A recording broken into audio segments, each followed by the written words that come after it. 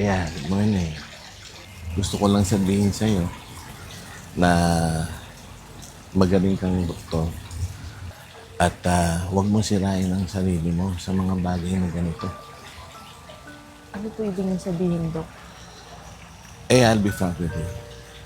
Alam ko na mamagitan sa inyo ng asawa ng pasyente mo. Hindi ko sinasabi sa ito para manghimasok. Gusto ko lang bigyan din sa iyo na delikado to. Hindi lang para sa iyo, kundi para sa ospital natin. Wala pong basehan yung iniisip niyo. Personal ko tong buhay at hindi ito nakaka-apekto sa trabaho ko. Kaya hindi ganun yun. Hindi simpleng usapin ito. Isipin mo, ang pasyente mo, si Mrs. Pecho. Siya yung may karapatan dun sa donor.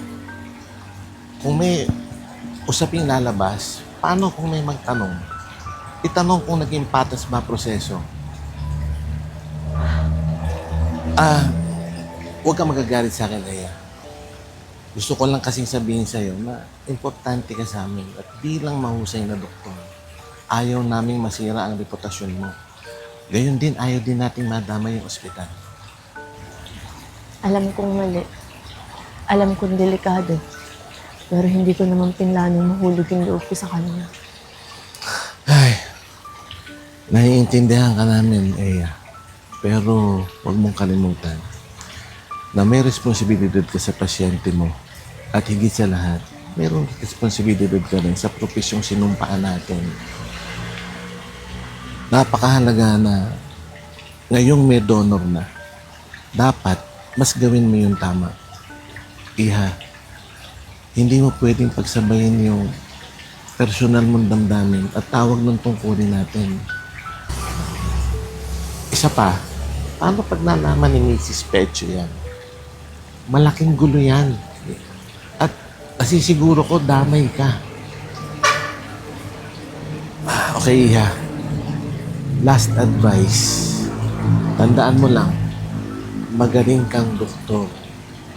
Huwag mong hayaang masira yung mga bagay na pinaghirapan mo dahil lang sa sitwasyong kinanalagyan mo.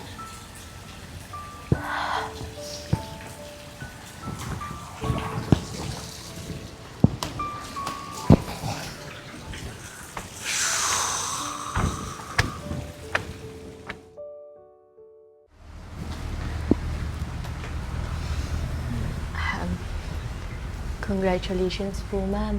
Kasi nakahanap na po kami ng heart donor nyo. Totoo po, Dok. Yes po. Match na match po kayo. At pwede na po nating simulan yung surgery nyo as soon as possible. Maraming salamat, Dok. Ikukwento ko po to sa pamilya ko. Walang anuman po.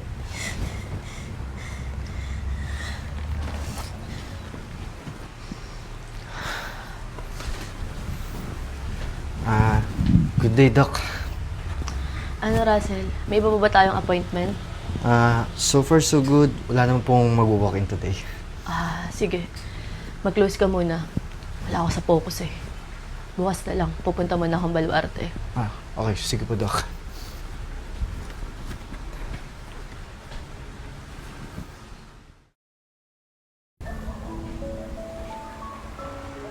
Ang ganda talaga dito, no? Alam mo, isang taon na nakakalipas nung una tayo magkita dito eh. Ganun pa din. Ganda ng kulay ng langit. Tahimik ng paligid. Yung araw may dalang init pero hindi mo maramdaman kasi ang lamig tsaka sariwa ng hangin. Alam mo namang nandito tayo, hindi para mag-reminisce eh. Alam ko. Ayaw ko lang naman kasing tapusin yung isang bagay na hindi man lang inaalala yung mga magandang nangyari. Patawad. Patawad kung nagkulang ako ng oras sa'yo. Okay lang. Niisip ko na lang na baka busy ka. Patawad. Patawad ko sa loob ng isang taon bukod sa lugar na to. Di man lang kita nadala sa ibang lugar. Di man lang kita nasamahan sa mga paborito mong restaurant. Okay lang. Wala namang kaso sa akin kung sa bahay lang tayo eh. Patawad kung di man lang kita napakilala sa mundong to. Ayoko naman maging masamang tao para hilingin yun eh. Kung mangyari yun. Patawad.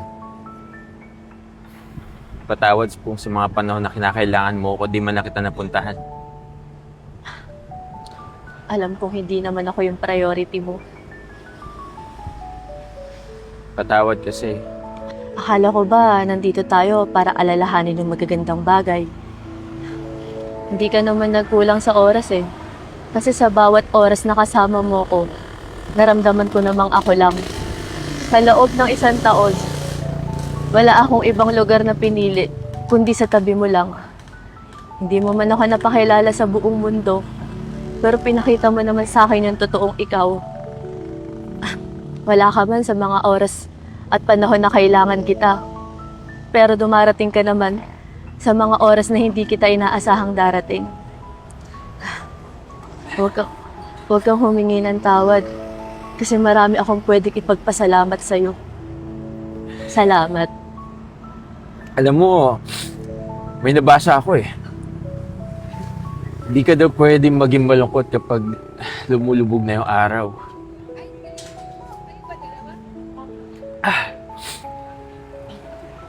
Hindi naman ako ganun kalungkot eh pag lumulubog dati.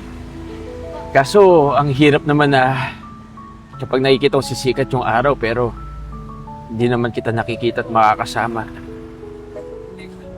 Siguro kailangan natin tanggapin na hindi na para sa atin ang pagsikat ng araw. Hindi para sa mga taong mahal natin. Para sumaya ulit yung buhay nila.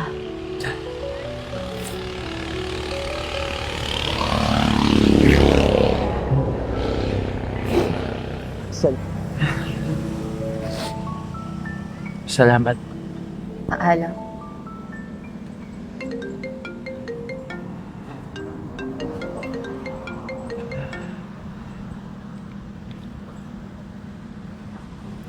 Mahal? Mahal, nakausap ko kanina si Doc. Nakahanap na sila ng donor ko. Talaga? Sobrang saya ko. Hindi ako makapaniwala, mahal. Kasi mahigit 1 taon na. At akala ko hindi na ako magtatagal. Inakala ko rin hindi mo nakakayanin pang tiyagain ako. Mahal? Umiiyak ka ba? Mahal, huwag ka na umiyak. Hindi na ako basta-basta mawawala. Mas matagal na tayong magsasama. Sabay na ulit tayong manonood ng paglubog ng araw sa Tagaytay.